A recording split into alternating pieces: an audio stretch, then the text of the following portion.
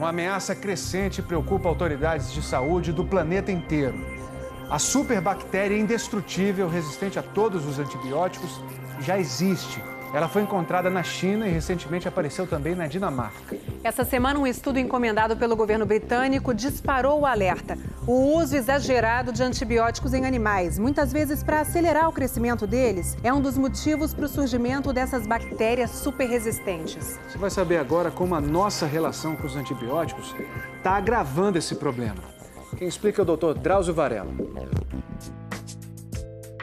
Agora, seu Salustiano saboreia cada cantinho do seu quintal, cada plantinha. E eu cuido muito delas. Foram mais de 3 meses sonhando com essa sardinha frita. Graças a nosso Deus.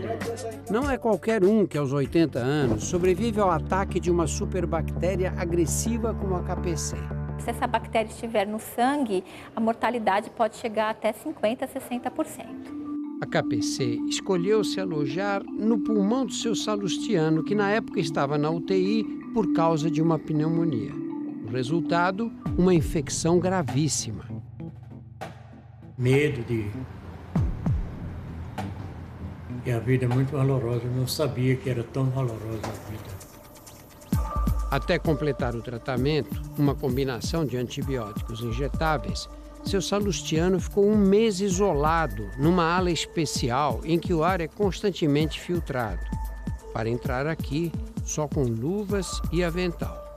É chato você ter que pegar em alguém que você gosta com luva, porque você não consegue sentir a pessoa mesmo. E num momento desse eu entendo que a pessoa precisa de ser tocada, precisa de ser abraçado, precisa de ser beijado. E infelizmente a gente não pode fazer isso. As superbactérias não estão mais restritas ao ambiente hospitalar. Para você ter uma ideia, no começo deste ano, um laboratório analisou as amostras colhidas em 13 locais públicos em São Paulo. Foram encontradas bactérias resistentes em 2 terminais rodoviários e em 2 parques movimentados como este. O contágio acontece principalmente pelas mãos, quando a gente toca um objeto contaminado e leva a mão à boca, ao nariz ou aos olhos. A verdade é que as bactérias estão por toda parte, no ônibus, na porta do banheiro, na torneira, na mesa onde você come e dentro de você. Aliás, bilhões de bactérias estão agora dentro de você. Grande parte delas, felizmente, nunca vai lhe fazer mal. Muitas são até benéficas para o sistema imunológico e a digestão. Mas existem bactérias que podem causar infecções perigosas e até epidemias. Em 2011, em Hamburgo, na Alemanha, quase 40 pessoas morreram e mais de 3.000 foram contaminadas com uma forma resistente de uma bactéria banal que carregamos no nosso organismo, a Escherichia coli. No Brasil, em 2010, a KPC matou 18 pacientes em hospitais de Brasília. 145 foram infectados. Em junho deste ano, foi a vez de outra superbactéria, a Acinetobacter baumannii, causar 4 mortes num hospital de Guarulhos, em São Paulo. Para a Organização Mundial da Saúde, o problema é muito grave. As bactérias superresistentes são consequências do uso exagerado de antibióticos. Um estudo revelou que, no ritmo atual, em 35 anos, não haverá antibióticos capazes de tratar as infecções bacterianas. 10 milhões de pessoas morrerão todos os anos por causa delas. As superbactérias vão matar mais do que o câncer. Quem faz o alerta é Jim O'Neill, o renomado economista britânico que lidera o maior estudo já realizado sobre o impacto econômico da resistência aos antibióticos. Mais de 3 milhões destas mortes seriam atribuídas a bactérias multiresistentes transmissoras da tuberculose, uma doença que é ainda preocupante no Brasil. Nós ainda temos de casos novos por ano, aproximadamente 70 mil casos. A cada ano, a tuberculose mata pelo menos 4.500 brasileiros. Na maioria das vezes, porque o paciente demorou a procurar um posto de saúde. Qualquer pessoa que tenha tosse, com ou sem produção de secreção, de catarro, mais de 2 semanas, deve procurar um médico. para fazer duas coisas, uma radiografia de pulmão e um exame de escarro, que hoje pode ser feito através do teste molecular do escarro e ter o diagnóstico no mesmo dia, na grande maioria dos casos. Mas esse não foi o caso da Solange. O exame demorou 1 mês e meio para sair. Se fala da tuberculose. Você faz um tratamento de 6 meses e você está bem. Não é assim. Já são 4 anos e eu estou aqui. Tomando meus remédios, eu estou aqui. Solange, Socorro e Marlene só descobriram que tinham sido infectadas com bactérias multiresistentes porque seguiram o tratamento convencional e viram a tuberculose avançar. A doença estava progredindo dia após dia. Início piorando. Fazendo tratamento, mas piorando. Bateu o raio-x do pulmão, continuava a bactéria lá, estava só adormecida. Fiquei internada 1 ano e 4 meses. No final disseram que eu não tinha cura, porque o meu caso foi considerado multiresistente. Pacientes com tuberculose precisam tomar os medicamentos nos postos de saúde, como garantia de que o tratamento será seguido corretamente até o fim. E o que acontece quando essa disciplina é quebrada? É muito grave o resultado disso, porque se desenvolvem formas ditas resistentes de tuberculose. E assim, os antibióticos perdem a eficácia. E o problema vai muito além da tuberculose. A questão da resistência hoje afeta toda a medicina.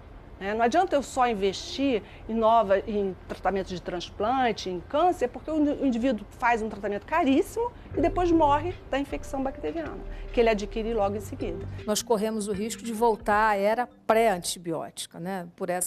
Por um mau uso, o uso abusivo de medicamentos. Até a primeira metade do século passado, quando Alexander Fleming descobriu a penicilina, quase metade das pessoas, 43% delas, morriam por infecções. Os antibióticos revolucionaram a medicina. Agora estão ameaçados pelas consequências do uso indiscriminado. Quantas vezes você em casa já tomou antibiótico simplesmente porque estava gripado ou resfriado? Uma boa parte, uma enorme parte dessas infecções respiratórias são doenças virais. Mas o próprio usuário, o doente, quer antibiótico e o médico, talvez não muito seguro do que está fazendo, acaba receitando antibiótico também. Numa pesquisa recente, feita com mais de 10 mil pessoas em 12 países, 64% dos entrevistados disseram acreditar que os antibióticos curam gripes e resfriados. Os antibióticos não têm efeito algum contra os vírus da gripe e do resfriado. São inúteis. Outro dado que chamou a atenção, 1 em cada 3 dos entrevistados confessou que quando começa a melhorar, para de tomar o antibiótico. Isto pode prejudicar o tratamento, evidentemente, e pode facilitar também a emergência de resistência a esse antibiótico. O uso inadequado de antibióticos favorece o desenvolvimento das superbactérias. Ao longo do tempo, as espécies sofrem mutações. Muitas são inúteis ou inofensivas, mas algumas ajudam as bactérias a sobreviver ao ataque do antibiótico. O antibiótico elimina as bactérias sensíveis e deixa que as que já são naturalmente resistentes passem a ser a maioria e a predominar. E mais? Elas conversam, entre aspas, entre si e informam uma a outra como escapar da ação de um antibiótico. Na Inglaterra, este paciente entrevistado pela rede britânica BBC teve crise de delírio por causa de uma bactéria super resistente que invadiu a corrente sanguínea. Até os médicos encontrarem o antibiótico capaz de acabar com ela, as toxinas liberadas pela infecção afetaram o cérebro. Na verdade, todos nós hoje estamos sob risco, porque qualquer um de nós pode um dia sofrer um acidente e parar em uma grande emergência. Então, esse é um problema que envolve toda a sociedade. O desenvolvimento de novos antibióticos está nas mãos dos gigantes da indústria farmacêutica. Existem cerca de 200 tipos disponíveis no mercado. A última classe importante de antibióticos foi descoberta nos anos 80. De lá para cá, nada surgiu. Para fazer uma nova droga, custa em torno de $1 bilhão. Leva de 10 a 15 anos até que o antibiótico esteja pronto para ser vendido. E aí o mundo vai querer que ele fique na estante por uns 10 anos para proteger sua eficácia. Não me parece um modelo de sucesso comercial. Enquanto isso, as bactérias não param de evoluir. Elas se reproduzem numa velocidade impressionante. E cada vez que tomamos um antibiótico, oferecemos a oportunidade de surgir uma espécie mais resistente. Nestas placas com bactérias cultivadas, são feitos testes para descobrir quais os antibióticos que funcionam e quais já perderam o efeito. Os medicamentos são colocados nesses pequenos círculos brancos. Veja como apenas um antibiótico foi capaz de matar as bactérias ao seu redor. Esses 2 pontinhos amarelos são colônias de bactérias resistentes, explica a pesquisadora. Significa que nenhum dos medicamentos testados aqui vai curar o paciente. Hoje, os antibióticos mais potentes, como os carbapenêmicos, já começam a perder sua força. A Índia está no centro dessa batalha. De um lado, a produção diária de milhões de antibióticos. Do outro, a segunda maior população do mundo vivendo em condições sanitárias muito precárias e usando este tipo de droga sem o menor controle. Quem sofre são os mais frágeis. 60 mil recém-nascidos morrem todo ano na Índia por causa de infecções causadas por superbactérias. O pequeno Mohammed está lutando contra uma bactéria resistente a mais de 20 antibióticos, incluindo os poderosos carbapenêmicos. É a primeira vez que o hospital enfrenta uma infecção tão resistente. O bebê só começou a melhorar depois de uma combinação de antibióticos potentes. Mas outros bebês podem não ter a mesma sorte. O governo indiano criou recentemente uma lei para controlar a venda de antibióticos, como acontece no Brasil desde 2010. Mas, na prática, o que se vê por lá é um descontrole assustador.